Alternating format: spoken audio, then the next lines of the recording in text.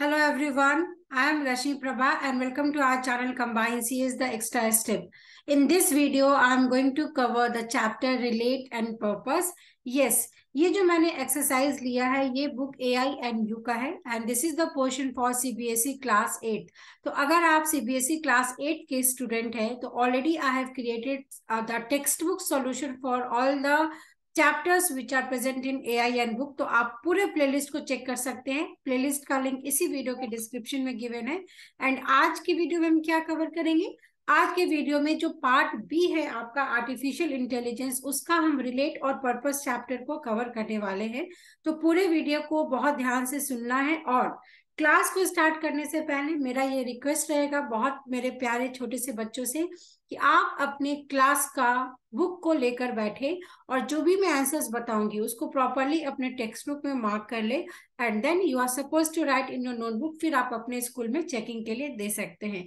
और इस वीडियो के दौरान अगर आपको कोई भी डाउट होता है या फिर आपने कोई भी पिछला वीडियो देखा है उसमें भी अगर आपको कोई डाउट होता है तो आप विद इन द क्लास पूछ सकते हैं। So let us quickly start with our beautiful session. I hope सब लोग ज्वाइन हो गए हैं और जो भी नए स्टूडेंट हैं जिन्होंने पहली बार हमारे चैनल को ज्वाइन किया है please like comment and subscribe to our channel and this are the free YouTube tutorial जो आप अपने फ्रेंड्स को भी शेयर कर सकते हैं।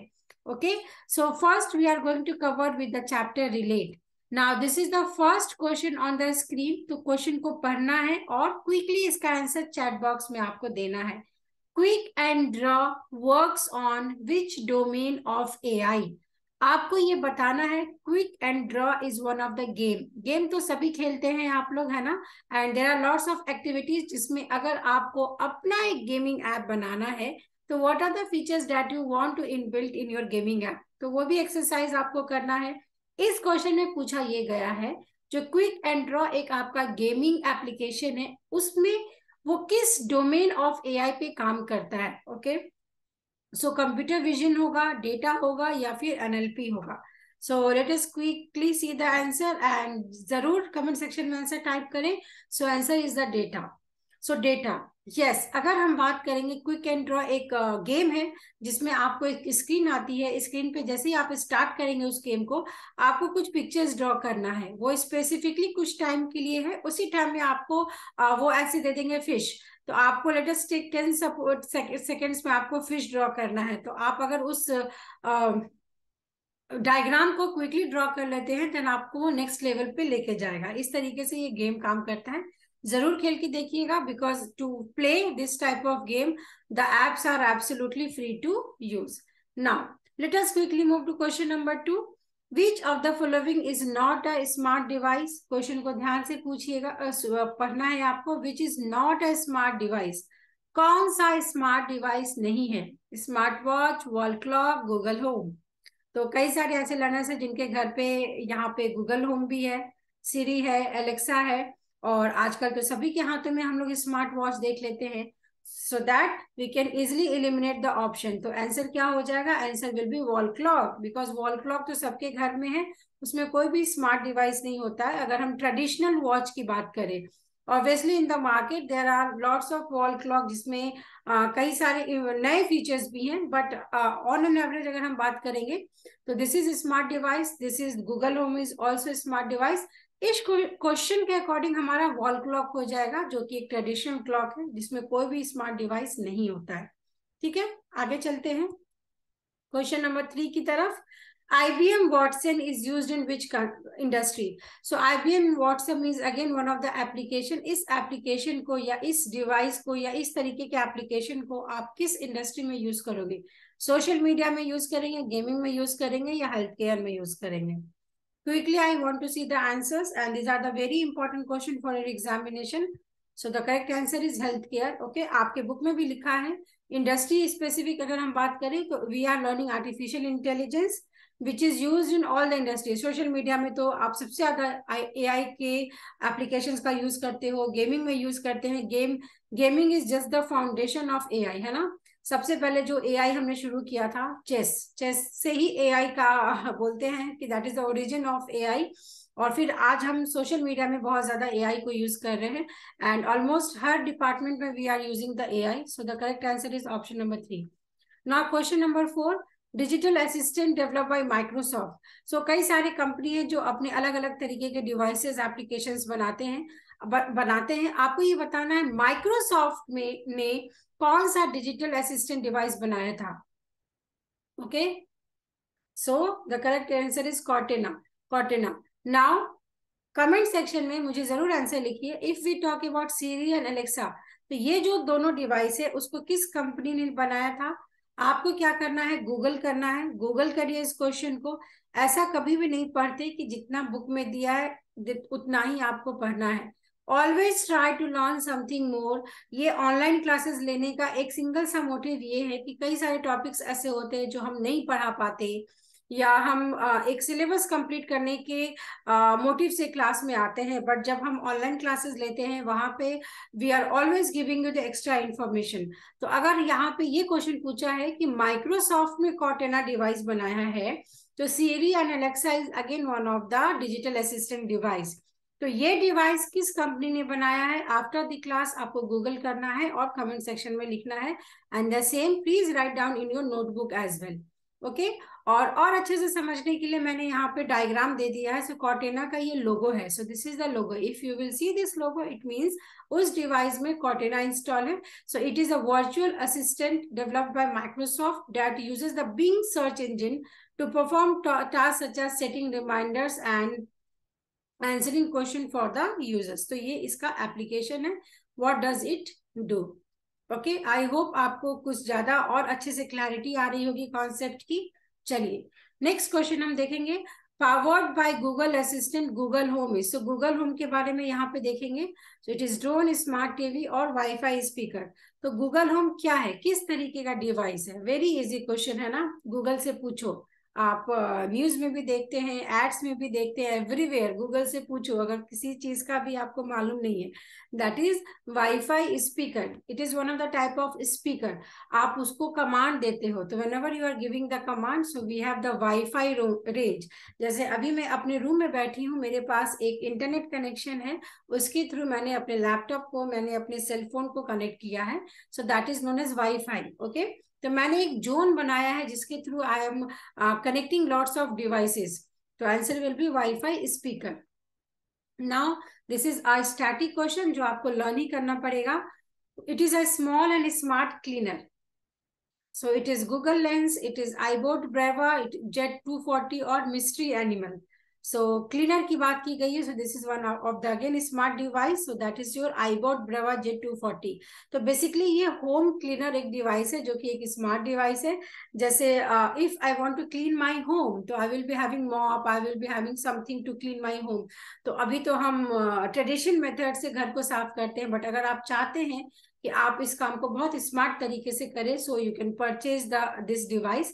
ये मार्केट में अमेजोन पे अवेलेबल है। अगर आप परचेज करना चाहते हैं, ये सेम नाम आपको गूगल पे डालना है। You can check the price, you can check the feedback, you can check the review and you can also purchase this device and you can see how the smart devices are functioning. Okay, now next important question. Alphabet has created its own artificial intelligence processor called। Alphabet क्या है, सबसे पहले तो यही question आपके exam में बनता है। अल्फाबेट मैं बताऊंगी क्या है, बट अगर किसी को भी मालूम है वो कमेंट सेक्शन में बता सकता है। Alphabet has created its own artificial intelligence processor. तो बेसिकली ये आपका पेरेंट कंपनी है। इसका parent company of Google, parent company of Google है, जिसने एक प्रोसेसर बनाया है एआई के लिए। उस प्रोसेसर को क्या बोलेंगे, सीपीयू, एपीयू या TPU. So the correct answer is TPU. Okay, TPU. तो ये बहुत इंपॉर्टेंट, आपके टेक्स्ट बुक में ब्लू मार्क में कुछ नोट्स लिखे हैं। That notes are for knowledge sharing. उन नोट्स को जरूर पढ़िए। ऑल्दो से क्वेश्चंस कभी कभी नहीं पूछे जाते, पर आजकल ऐसा देखा जा रहा है कि those topics are very important for examination, तो उसको जरूर पढ़िए। और चलिए आगे बढ़ने से पहले मुझे टीपीयू का फुल फॉर्म बताइए कमेंट सेक्शन में क्या है। और just now I have explain you what is alphabet. So what is TPU? I hope everyone is able to understand the class. और अभी तक अगर कोई स्टूडेंट नहीं जुड़ा है तो प्लीज एक पर्सनल मैसेज डाल दीजिए so that everyone can join। और this is the free YouTube tutorial classes. तो आप इस लिंक को भी कॉपी पेस्ट करके अपने पर्सनल ग्रुप में अपने फ्रेंड्स को शेयर कर सकते हैं। सबके लिए ये फ्री वीडियोस हैं। Okay, Now, so Alphabet, it is what? It is a parent company of Google, और TPU का full form होता है Tensor Processing Unit. Very important question for your examination. Although ये टेक्स्ट बुक में नहीं है, आपके टेक्स्ट बुक का जो लास्ट के एक्सरसाइजेस होते हैं वहां पे ये क्वेश्चन नहीं है, but still you can get a one question in the examination. चलिए नेक्स्ट हम पढ़ेंगे ELISA was developed by. So ELISA is again one of what? It is one of the robot. ये रोबोट किसने बनाया था? आपके बुक में कई सारे रोबोट के एग्जांपल्स गिवन है, so at least you should know कि किसने क्या बनाया है. ये स्टैटिक क्वेश्चन है, ये आपको लर्न करना पड़ेगा. Joseph, answer 1. Next important question, which of the following skill is not processed by the powered AI powered machine. So यहाँ पे कुछ स्किल्स बताया गया, जैसे रीजनिंग है, इम्पैथी है, जनरल इंटेलिजेंस है. तो कौन सा ऐसा स्किल है जो एआई पावर्ड मशीन है, जैसे मैंने अलेक्सा की बात कर ली, सिरी की बात कर ली, तो उसमें वो नहीं हो सकता है, मतलब that features can not be implemented. अब हमने ये पढ़ा कि जो machines, the artificial intelligence machine that we are going to make, that are the smart machine, जो ह्यूमन की इंटेलिजेंस की बराबर ही काम कर रहा है, इतना इंटेलिजेंट और इतना smart devices we are making, but still कुछ ऐसे स्किल्स होते हैं जो उस मशीन में नहीं होगा. रीजनिंग की कैपेबिलिटी नहीं होगी, जनरल इंटेलिजेंस नहीं होगा, या फिर इम्पैथी नहीं होगा, है ना. So the correct answer is empathy. Reasoning की अगर हम बात करें, so reasoning, yes we can solve the reasoning by using computer system. Reasoning को हम सॉल्व करते हैं.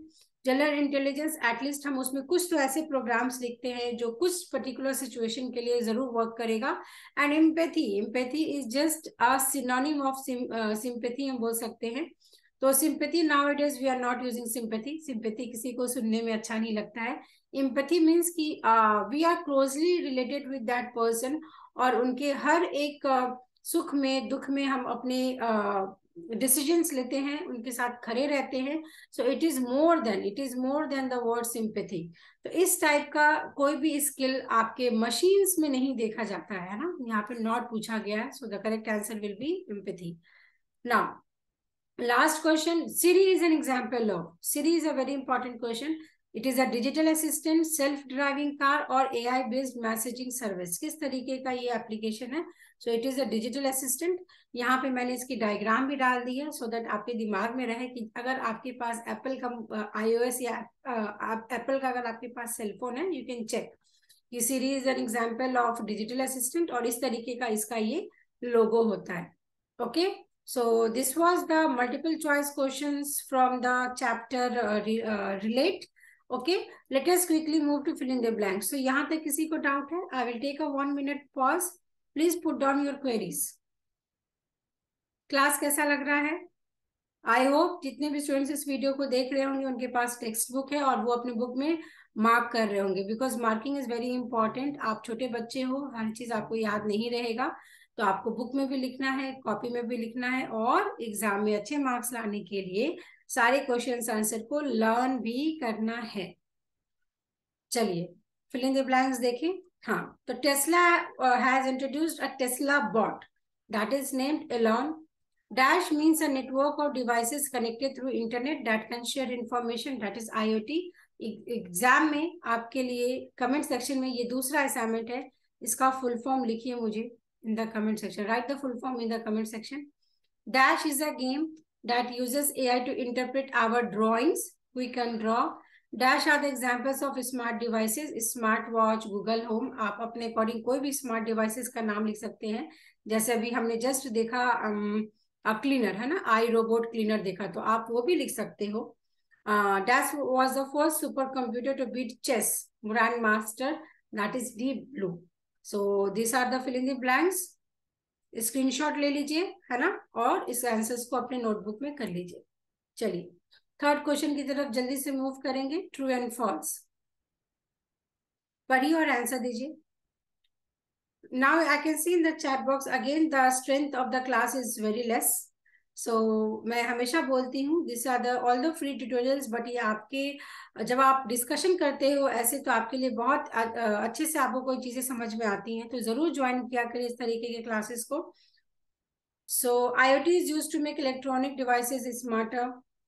Smart devices are developed to enhance the quality of life. Nautilus is the supercomputer that became popular after it was traced to Osama bin Laden. Osama bin Laden को trace कर रहा है, तो obviously it is a very good super computer. Artificial intelligence enabled machine have general intelligence like human beings. Just now we have seen कि AI enabled machine में आपका general intelligence होता है, तो ये आंसर हो जाएगा true. A video touch screen can be used to control multiple functions at home. Then again that is a true. यहाँ पे एक so this is the answer true true true false, आप इस तरीके से लगा लीजिएगा. So this is true, this is also true, this is true, this is also true. ना ये क्वेश्चन अगेन एक आपका एम्बिगुअस क्वेश्चन हो गया. Why it is an ambiguous question? Because just now we have seen they have given multiple options, general intelligence, empathy and आपका वहां पे reasoning capability था. तो क्वेश्चन वाज दैट कि आपके मशीन्स में, एआई इनेबल्ड मशीन्स में कौन सा प्रॉपर्टीज और फीचर्स नहीं होता है. तो just now we have seen empathy, और यहाँ पे अगेन वो क्वेश्चन पूछा जा रहा है कि AI enabled machine have general intelligence like human beings. तो इसका आंसर ट्रू भी हो सकता है, बट आपका जो बुक है उस बुक का अगर मैं आंसर की बात करूंगी, they have given us false. तो फिलहाल हम फॉल्स के ही साथ जाएंगे. I am not going to change the answer. Okay, false के ही साथ जाएंगे. चलिए, तो ये हमने यहां तक रिलेट चैप्टर कंप्लीट कर लिया. So relate chapter all done. Everyone, how is the class? जल्दी से बता दो.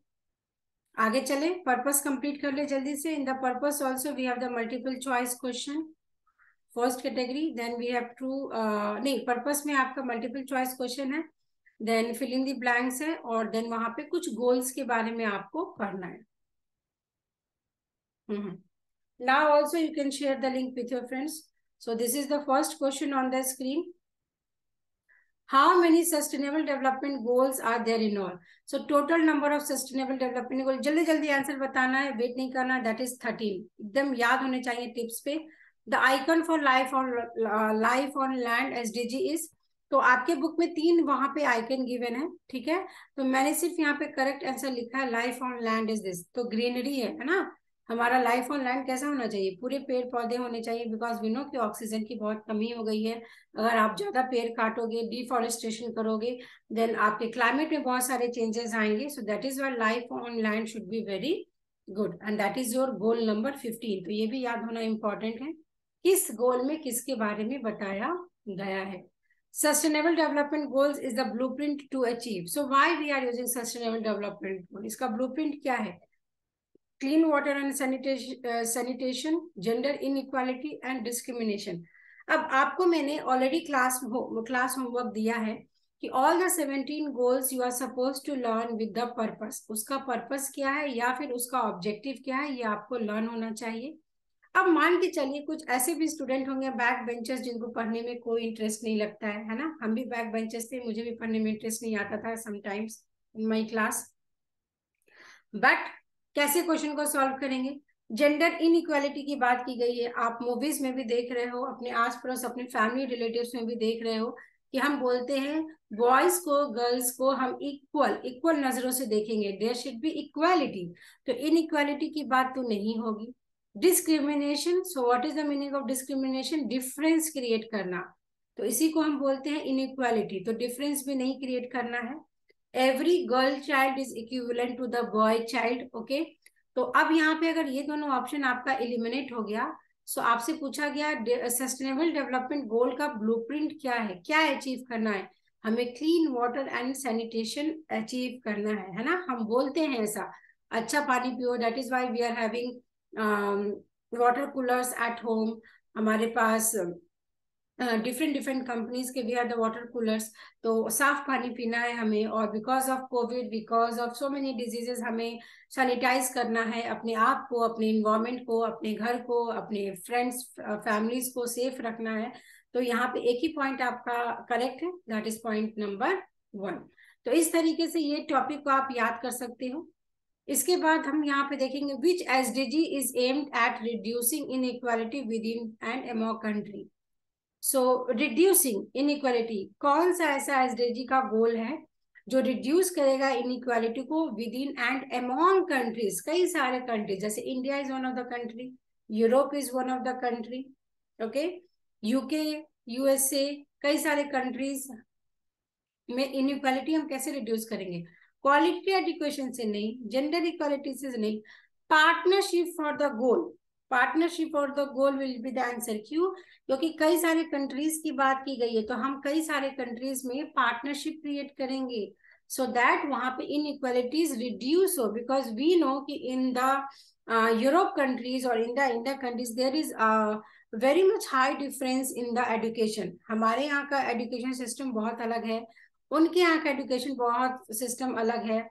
तो इससे तो हम रिड्यूस नहीं कर पाएंगे, बल्कि ये इनइक्वालिटीज को और इंक्रीज करता है। तो पार्टनरशिप फॉर द गोल्स करने से we can reduce the inequality.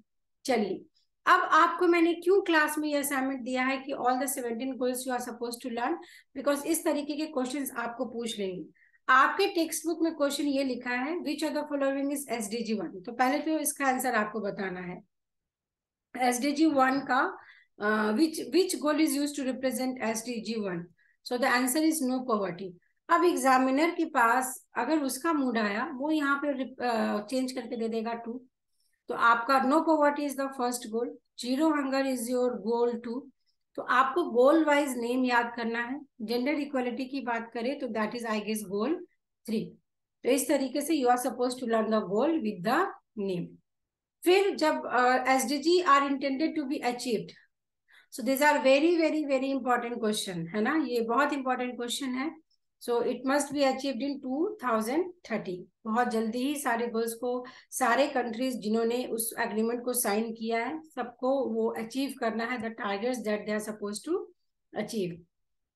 Which of the following goals aim to eliminate all form of gender discrimination? अब देखो यहाँ पे ये क्वेश्चन आ गया, आपको वो बताना है आउट ऑफ ऑल द 17 गोल कौन सा ऐसा गोल है जो जेंडर डिस्क्रिमिनेशन की बात करता है, उसको एलिमिनेट करना है। मतलब जेंडर इनइक्वालिटी की बात नहीं करनी है, इक्वालिटी की बात करनी है। 5 होगा, 12 होगा या फिर 17 होगा। तो यहाँ पे कुछ तरीके में आपको एक ट्रिक बताऊंगी जिसके थ्रू आप इजिली लर्न कर सकते हैं 17 गोल को। अब आप देखो, अगर उस पिक्चर को आप थोड़ा लर्न करेंगे, मैं ये पिक्चर आपको दिखाती हूँ, just give me 1 minute. So this is the picture of all the 17 गोल, है ना। ये आपके 17 गोल्स के यहाँ पे पिक्चर हो गए। अब यहाँ पे देखिए, जो 17 है वो पार्टनरशिप है, ये सबसे लास्ट का गोल है ना। बात की गई इक्वालिटी को, तो ये स्टार्टिंग में ही है जेंडर इक्वालिटी। तो इस तरीके से भी आप याद कर सकते हैं कि स्टार्टिंग में आपका बहुत ही बेसिक और बहुत ही इम्पॉर्टेंट गोल्स होते हैं जो आपको फॉलो करना है, और बाद में एटलीस्ट आपके कुछ पार्टनरशिप लेवल पे या फिर ग्लोबल लेवल पे कुछ गोल्स आपको याद करनी है ना। तो बात की गई है जेंडर इनइक्वालिटी की, सो the answer will be your goal number 5. Next question is, which of the following is the third dimension of SDG? So the third dimension is environment. Okay, poverty, hunger की बात होती है, third dimension है आपका environment.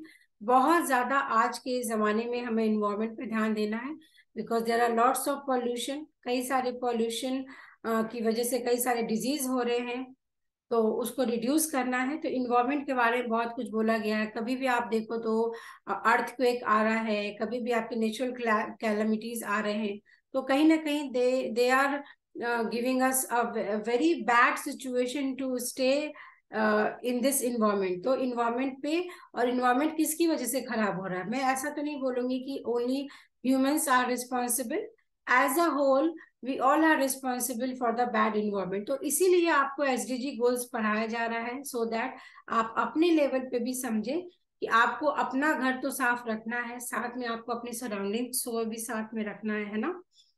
तो this is environment. अब देखो फिर क्वेश्चन आ गया गोल 4 के बारे में। तो गोल 1 आपने पढ़ा, नो पॉवर्टी।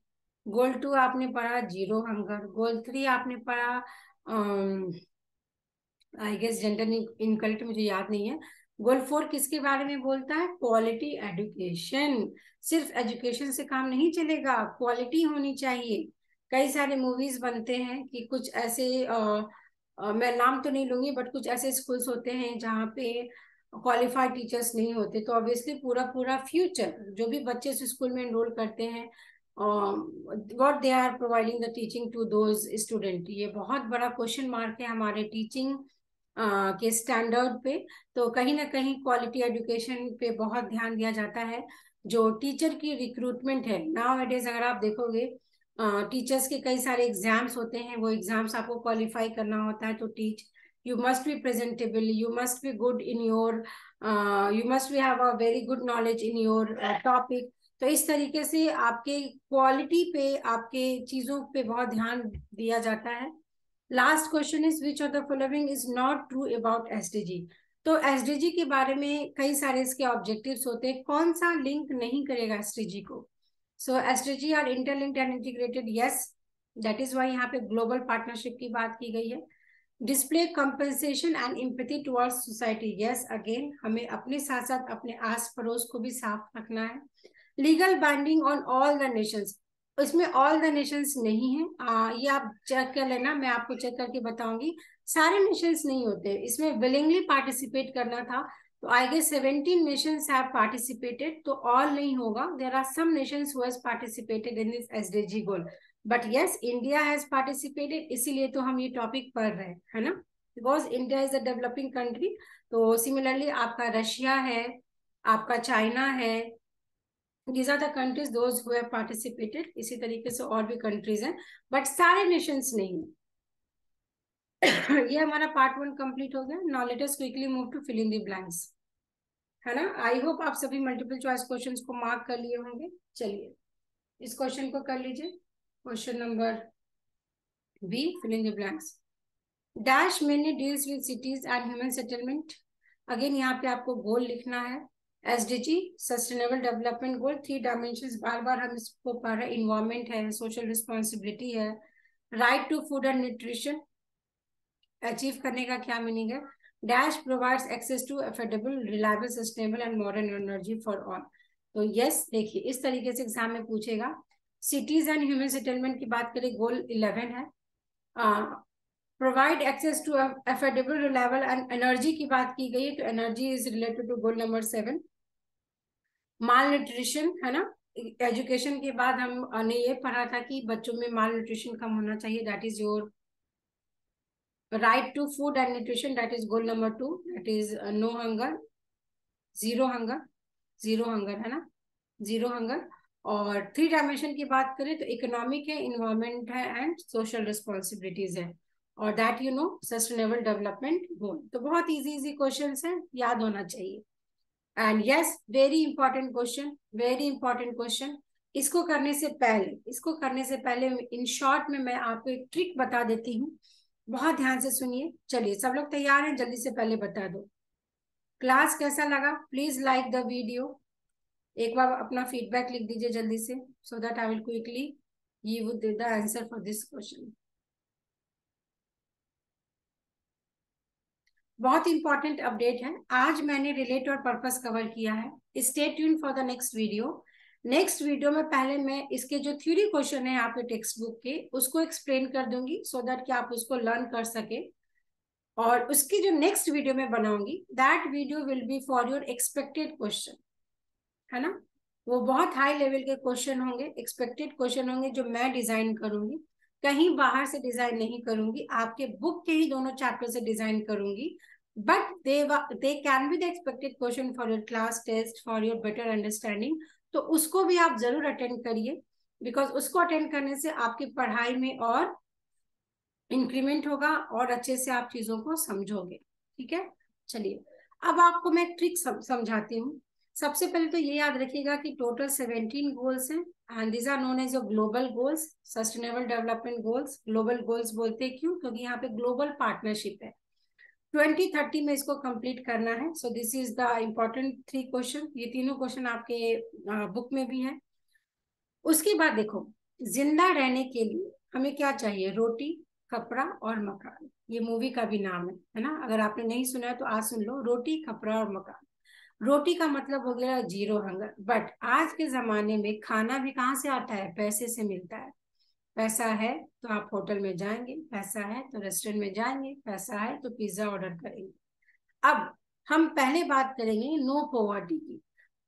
वी नो कि India is a developing country. कई सारे ऐसे हमारे फैमिलीज हैं जो बीपीएल, बीपीएल मतलब होता है बिलो पॉवर्टी लाइन, है ना, जिनकी सैलरी जो एनुअल इनकम होती है, they are very less annual income है. सो दैट इज वाई वो बिलो पॉवर्टी लाइन, मतलब एक पॉवर्टी लाइन है, इसके अगर आप ऊपर आते हो तो आप रिच के कैटेगरी में आ गए, और अगर आप नीचे हो तो ये पुअर कैटेगरी में आ गए। And this line is known as BPL, है ना, गरीबी रेखा, इसको हिंदी में हम बोलते हैं गरीबी रेखा। थोड़ा न्यूज वगैरह सुना करिए।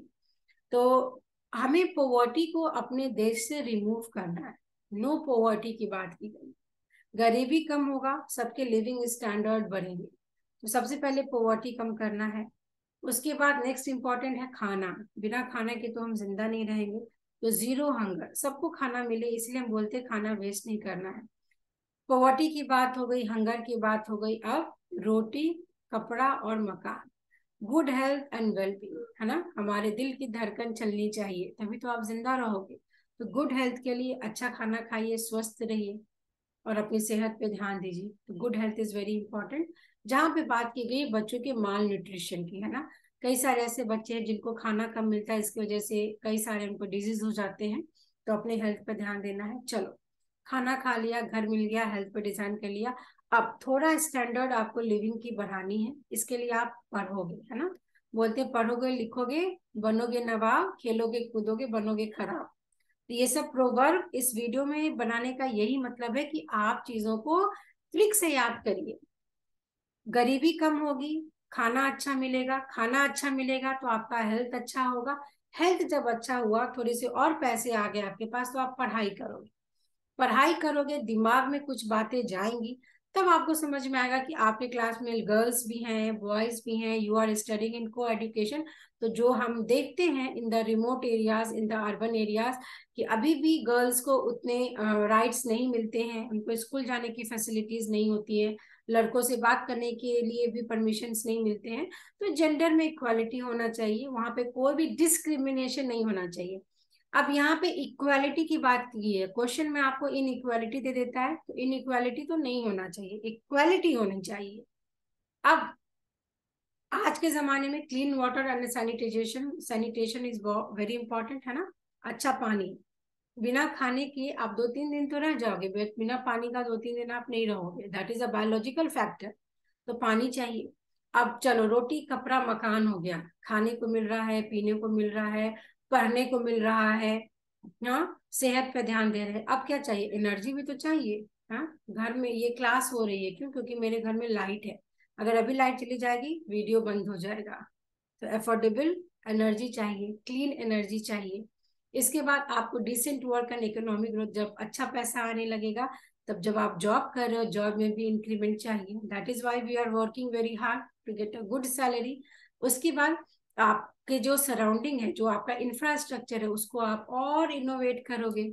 आज आप 2 BHK में हो, if you will start earning you will purchase 3 BHK, 4 BHK villa purchase करने चले जाएंगे, है ना। इस तरीके से आपका जो स्टैंडर्ड ऑफ लिविंग है, your standard of living is enhancing day by day. Automatically ये सब जब अच्छा होने लगेगा तो आपकी जो इनइक्वालिटीज है वो भी कम हो जाएगी, है ना। जब आप, जैसे अभी आप हो, we are in 21st century, तो यहाँ पे आप मेट्रोपॉलिटन सिटीज में हैं, तो आप को-एड में पढ़ रहे हो, you have the girls friend, you have the boys friend, है ना, साथ में बैठ रहे हैं, साथ में घूम रहे हैं, तो देर इज नो इनइक्वालिटीज, और उसको और भी कम करना है। उसके बाद बात आती है, चलो यहाँ तक तो हमने अपने पर्सनल लेवल की बात की, साथ साथ आपको सस्टेनेबल सिटी एंड कम्युनिटीज की बात करनी है। आप जिस सोसाइटी को बिलोंग करते हैं वहां पे प्यार से रहिए, मोहब्बत से रहिए, लड़ाई झगड़ा नहीं करना है, एक हेल्दी इन्वायरमेंट आपको डेवलप करना है ना। जैसा आप करेंगे वैसा ही आपके जो छोटे भाई हैं, बहन है, आपके कोई डॉटर है, सन है, तो वो भी वही सीखते हैं। तो इस चीजों को ध्यान देना है। उसके बाद रिस्पॉन्सिबल कंजम्पशन एंड प्रोडक्शन। तो आपको पता है कि जो भी हमारा ग्रोथ है ना, तो ग्रोथ है, जो भी प्रोडक्शन हम कर रहे हैं, ऑब्वियसली जो हमारा कंजम्पशन होना चाहिए वो लिमिट में होना चाहिए, है ना। ऐसा नहीं कि होटल में जा रहे इतना सारा सामान ऑर्डर कर लिया, अरे खाने वाले 2 लोग हो, इतना सामान ऑर्डर करके क्या करेंगे, वाई टू वेस्ट। तो आपको रिस्पॉन्सिबल कंजम्पशन एंड प्रोडक्शन पे ध्यान देना, बिकॉज एवरीथिंग इज लिमिटेड, है ना।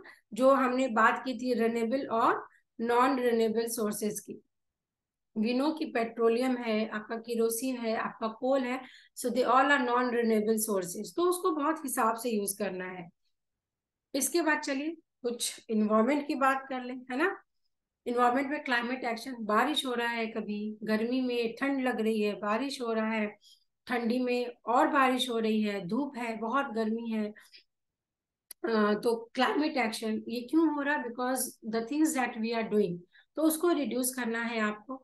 अगेन लाइफ बिलो वाटर, जैसे हम लैंड पे सरवाइव कर रहे हैं वैसे ही पानी के नीचे भी कई सारे एनिमल्स होते हैं, तो पानी को गंदा नहीं करना है। We should not dispose all the waste material of the companies in the water, है ना। बिकॉज अल्टीमेटली आप फिश को खा रहे हैं, फिश पानी के अंदर है, अगर फिश में कोई पॉइजन गया तो वो हमारे अंदर भी आएगा, तो फिर वो आपकी हेल्दी लाइफ कहाँ चली गई।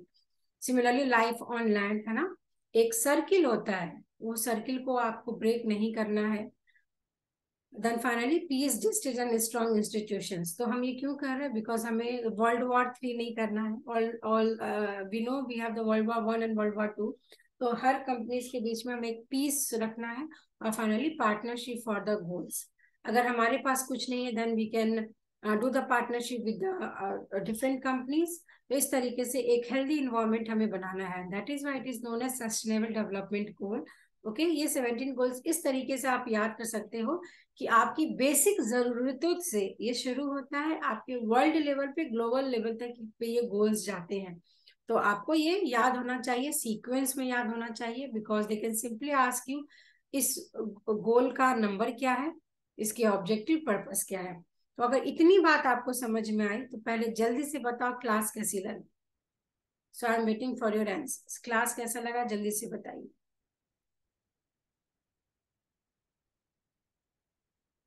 ठीक है, चलिए अब ये जल्दी से बता दो। Quickly open your text book. Open किया? This is your purpose chapter. Purpose chapter का लास्ट सेक्शन है, गोल नंबर आपको बताना है। Combat climate change, so this is the keyword.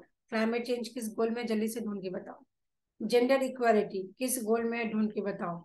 Sustainable consumption and production, ये भी अभी जस्ट आपने पढ़ा। Conserve and sustainable use the ocean seas and marine resources, life below water, make cities and human sustainable inclusive safe and sustainable. पूरे अपने environment को भी sustainable बनाना है, इंक्लूसिव बनाना है। तो ये क्या है? तो थोड़ा सा टाइम लगेगा बट आपको गोल याद करना है। So combat climate change is your goal 13। Equality goal 5 में हमने पढ़ा था। कंजम्पशन एंड प्रोडक्शन पैटर्न, तो ये गोल 12 है आपका। लाइफ बिलो वाटर इज गोल 14। और human settlement inclusive safe resilient sustainable is goal number 11। तो यहाँ पे देख लो 11, 12, 13 और 14। तो यहाँ मैं दिखा दूं आपको। This is sustainable and community, responsible consumption, climate action, life below water and life on land. तो थोड़ा सा आप कीवर्ड को अगर पकड़ेंगे, कीवर्ड को अगर आप पकड़ेंगे तो आप एग्जामिनेशन में सॉल्व कर सकते हो, है ना। So this were the questions that we have discussed right now, and I guess this is all about the today's video.